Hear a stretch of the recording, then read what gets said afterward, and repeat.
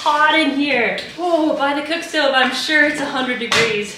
We are in the heat of the fire at the moment. I've just got all the butter and brown sugar melted. I'm gonna take it off the heat and we're gonna add these nuts.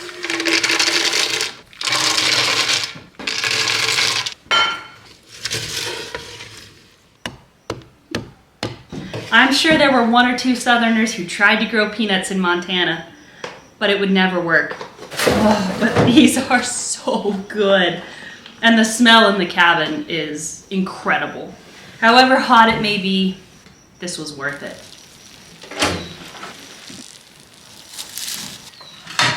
I'm watching this maintenance every day. It may be well over 100 degrees in this cabin right now, but it froze hard a couple nights ago, and there have been some unexpected surprises here.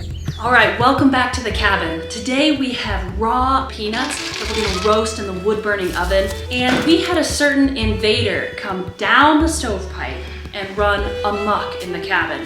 So there's gonna be quite a bit of cleanup to do, and it gives us a great excuse to deep clean this little house. We'll use some old-fashioned soaps, sweep out this cabin with old-fashioned brooms, and really get stuck in on a warm spring summer day. Let's get to it.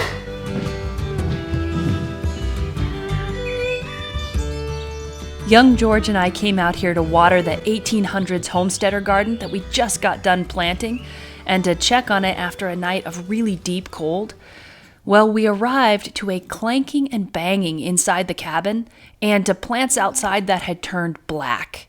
As we would find out, it got down to 28 degrees the night of June 3rd. Now, you gardeners out there know what that means. It's death.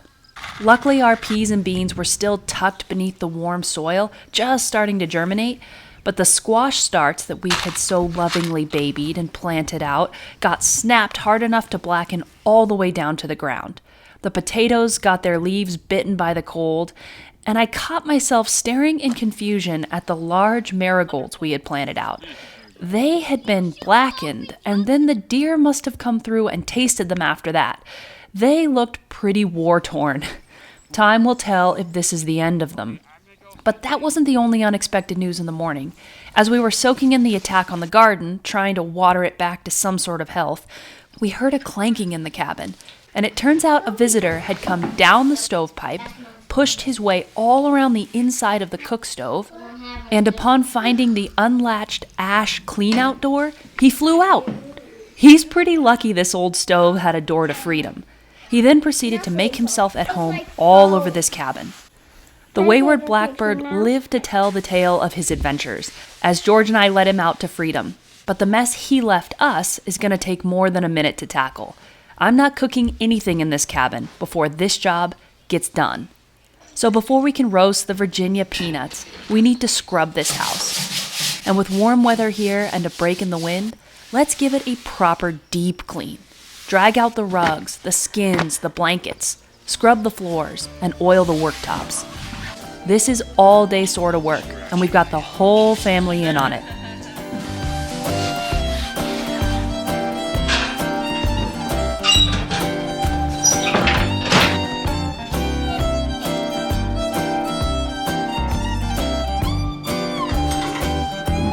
I'll tell you what, when that blackbird came down the chimney, he knocked every bit of soot and dirt all over the place. So it's been sprinkled all over the top here, and now it's all over everything. But I suppose that's one way to clean the chimney, right? It needs doing, so I guess I'll just be grateful for it. Another good job to do whenever I'm thinking about it is to dump out some of the ash that collects at the bottom here. I never want to dump out all of it because having a bit at the bottom protects the metal. That way when the hot coals drop from the wood box and they drop down into this ash pan, the hot coal doesn't sit on the metal and burn its way through, which will eventually happen. So a little bit of ash is a good thing. It's a protective bed for the stove. The same for the ovens. You want a little bit. You don't want it too clean. But it's important every once in a while to clean it out, especially on a relatively nice day. It's not too windy. This is a good day to do it. You don't want to do this in the wind. Trust me. Now, we don't have hardwoods to burn out here, so our wood ash isn't as useful for making lye or things like that. But it's still good to put around the edges of the yellow rose. It may actually keep some weeds away and eventually provide some nutrients. These were the beautiful winter Christmas decorations my friend Sienna and I made, but I think it's time to take them down. They are well and truly crispy at this point, but they really did add some beauty to the cabin. Those are the seasonal things that make life out here fun, right? But now it's on to time for spring cut flowers, fresh grasses, a new season. This is a neat old broom. I got it at a pioneer village in Iowa when I was traveling across the country years ago. I watched them make it, and I've just always thought that is so cool. So I treat it with respect, but I also use it. That's what it's for, right?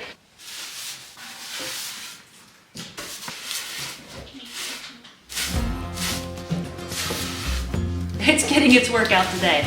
This cabin was pretty dusty, pretty full of ash, full of flies, full of petals, and other less charming things. So, back to work.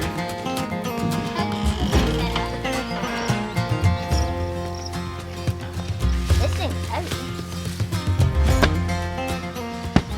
Before the day gets too hot, the little kids need a spot to call their own while I knock dust off of everything. This spot on the east side of the cabin is still in the shade, so it'll do nicely. The blankets get shaken and draped over the fence, the elk hide gets dragged out, and the pillows fluffed and put out to make the perfect fort. Skin's so heavy. It is. Shake.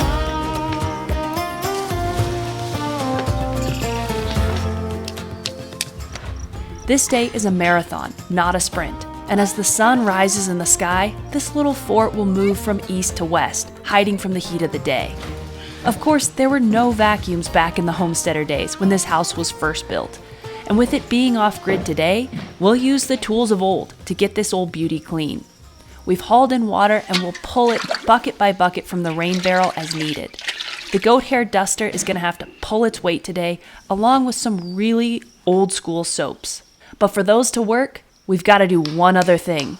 And this part is going to be decidedly less fun. Okay, it's about to get really hot in this little house because even though it froze just a few days ago and it froze hard, enough to do damage to the garden, today is hot. Yesterday hit almost the 90s, today is in the 80s. We got an early start to our work today, but it's time for us to heat up warm water. And the only way to do that is with the wood-burning stove. Now, in the middle of January, that's delightful because it's cold and any little bit of heat feels great. But on a hot 80-degree day, that'll cook you out of this little house pretty fast. But this is the way of history, right? People didn't have multiple outdoor stoves, indoor stoves. We have the campfire that we're gonna get to using soon, but what we have to do today, the wood stove is quicker and easier. So we're gonna light it. It's gonna get hot, but we will work as fast as we can and cook as fast as we can. And the kids are going to be outside playing as much as possible because it's gonna be hot. Okay, roll up our sleeves. Let's get to it. We have to light the stove to get hot water. Old-fashioned soap made from lye and animal fats only works in hot water, not cold. So we'll shave off a little bit of soap into a pot of nicely warmed water that I can dip my hands into. And then I'm gonna swish it all around to dissolve. It makes a beautiful soap. And this is the perfect way for us to wash down countertops and scrub the very muddy floors today. Old-fashioned cleaners like vinegar for windows and the slightly more modern Sal Suds are gonna be a big help today too. Another one of the things that makes cleaning an old house like this a little more unique is that most of the finishes are pretty raw. So we have raw wood or wood with a little bit of wax over the top, just a paste wax, a raw kitchen table, a raw floor. So there's no thin plastic finishes over everything like in our modern world. You know, there's no polyurethane, there's nothing like that. So when you clean, your cleaners are gonna scrub and they're gonna soak in. So something like that old-fashioned soap that my friend Susan made, It's the perfect kind of cleaner. It's gonna scrub the dirt away. A lot of these old-fashioned cleaners, yeah, they're pretty harsh in one sense, but they're pretty simple in another, and they do just fine on unfinished woods. And the more we scrub these woods, and the more we walk on them, it just polishes everything up until you get this really beautiful patina that you really can't achieve anywhere else. We have a bench like that I made just from one of the log cutouts. When we cut out the windows building a log house, you get these extra little short pieces. And the kids and I took the draw knife and the spoke shave, we waxed some legs together, put them onto this log, and we didn't finish that log at all. We just started sitting on it, scrubbing it down, cleaning it, and after about 5 years, it's polished perfectly. I just think that kind of well-worn finish, that's special. That's really special. And that is a look straight from the past. No modern table is ever gonna look like that. Linseed oil is a wood care oil that everyone brought with them when coming west. You'd put it on your logs, you'd put it on your tools, outdoor and indoor, anything made of wood. And a bit of pine extract added to that makes everything smell nice.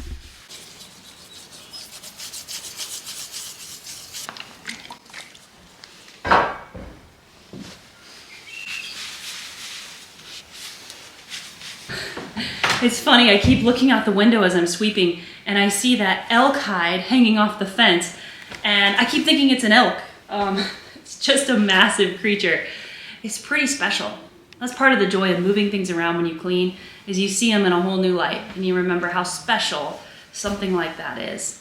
That's a creature that my mother-in-law hunted and shot all on her own, and we've enjoyed the meat from it all winter and the hide from it over by the sewing machine and on the beds. They're incredible creatures, very difficult to hunt. So to have a hide like that in our cabin is pretty special. Good to be reminded of that.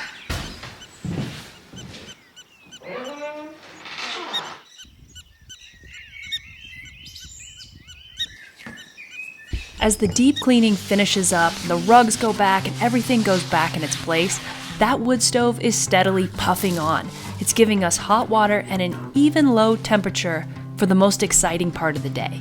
We are hot, we are hungry, and we are all ready for a classic American treat. Oh goodness, you guys, it is hot in here. Oh, by the cook stove, I'm sure it's 100 degrees. The rest of the cabin's doing all right, but we are in the heat of the fire at the moment, and I've just got all the butter and brown sugar melted. I'm gonna take it off the heat, and we're gonna add these nuts. We can't grow peanuts here in Montana. It's just too cold. But of course, back in the homestead days of the late 1800s, there were a few goods that could be shared across the country via steamboat and railroad. Peanuts grown in the warm southern states came here, and wheat raised here in Montana went there. Now, no doubt with much more difficulty than we have today. George Washington Carver, famous for all his uses of peanuts, was born in the 1860s. He thought up 300 ways to eat these nuts. So this food was at the dawning of a new age, into the modern era we were about to go. And Southerners were coming west out here. Black homesteaders were coming west, women homesteaders. In fact, the only ones not allowed to homestead were those who, quote, bore arms against the Union, aka any Southerner who fought in the Civil War. That is such a fascinating tidbit of history, as lots of displaced Southerners who had lost it all in the war did come west looking to start over. Places like Virginia City, Montana, became full of Southerners. They wanted a fresh start. Well, this food is from their homelands, but it just doesn't grow here. So to get a crate of peanuts shipped in would have been very special. They transport fairly well, and they're a brilliant source of energy and nutrients. Having them here today, in our cabin, is all thanks to a friend and channel member who generously had them shipped to us from Virginia. This is a real flavor of America. And of the 1800s. Let's get to the good part. Honey roasted peanuts, the old-fashioned way. Melting down butter, raw honey, brown sugar, and salt in a big copper pot. Rolling the uncooked shelled peanuts in the heavenly mixture, and then it will be into the wood stove oven to roast until we get a caramelized treat packed with satisfying nutrients and sure to bring some very hot, very tired kids and grown-ups some smiles. It's funny at this stage because these aren't cooked yet. They remind me a lot of a pea picked straight off the vine in the garden. Just a garden green pea. But I think once we roast them, that flavor's really gonna come out.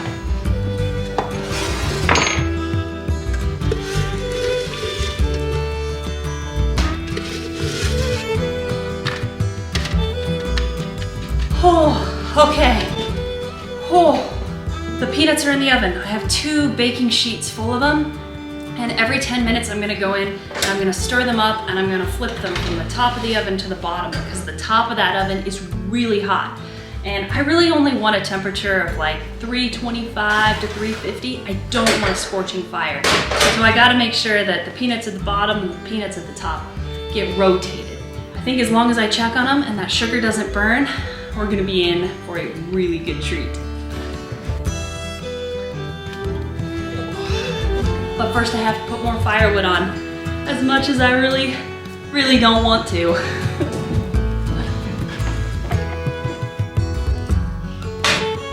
With an old copper pot like the one we have, that has seen many days and been repaired and retinned many times, it's vital that we use wooden spoons when cooking with it. The Uncle Dan's spoon, as we call it, named after this cabin's first homesteader, was handmade by my good friend Susan and is perfect for this job. She made 1 extra Uncle Dan's spoon this week that I'll put in our online store, along with handmade spoons of all different shapes and sizes. Click the link here or in the description to see the beautiful small batch goods that we make and share. From candles to wheat, weaving to woodwork, it's a pretty fantastic little community. So we've gone off a recipe that's been thrown together from lots of old recipes. And while we wait for the roasting process to slowly revolutionize these raw peanuts, none of us want to be inside the house anymore. We have officially cooked ourselves out of the cabin. Did you fall in the water, George? Yes, I had a bath. This is so fun. You got to stick your feet in, Mom. It's all good. Yeah. George isn't that dirty. Let's keep what I'm doing. Mom, look what I'm doing. Watch what I'm doing. Go. I'm doing this. What's was cold? Oh, after being in that hot cabin all afternoon, we started early this morning. Oh, and we're well into the day. A cool dip in the rain barrel feels amazing. The sun hasn't completely come around this part of the cabin, so it's nice and cool still. Our nighttime temps are cold, but our daytime are getting hot. As much as I wanted to pull those peanuts out of the oven, I stirred them again and we pushed them back in. They've got to be almost ready, but they just need a little bit more. But as soon as we're done cooling off, let's go eat them.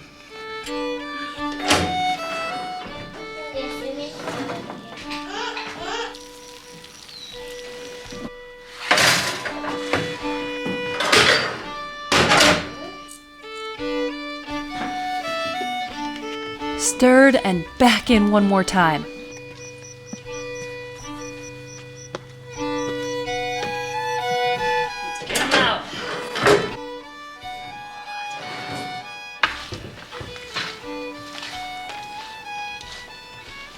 Okay, I'm letting that fire die out in the cook stove, and I've got to, as these are cooling, they're still super hot when you try and eat them. I mean, this is essentially sugar and butter that's gone to the candying stage.